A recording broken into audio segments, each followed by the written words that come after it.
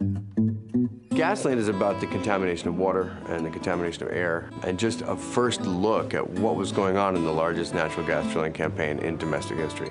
For people who've seen the first film, this film examines another layer of contamination due to fracking, which is the contamination of democracy. We wanted to track what our government's response was to the crisis, and we found things that were really shocking.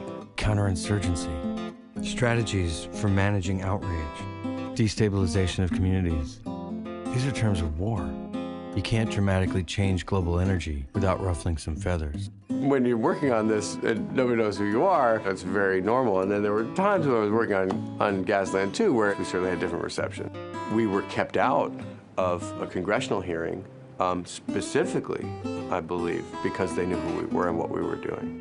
And when we went in to sign up to cover the hearing, as we'd done many times before, we were told, no, you can't come in. And then I ended up getting arrested because we didn't want to back down. The main shot of getting arrested came from congressional staffers who were standing there behind the dais with their iPhones, and we actually credit them in the credits as second camera unit, you know, it's the U.S. Capitol Police. I thought this was going to be a minor incident. We were very, very frustrated that we didn't get in. Then I find out when I got out of jail that we're, you know, at the top of Reddit, and we've knocked Mitt Romney off the front of Huffington Post, and it's a story.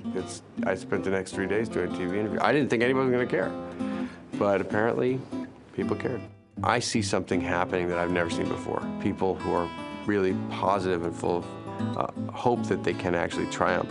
At the same time, I do think we got to look to the much bigger picture.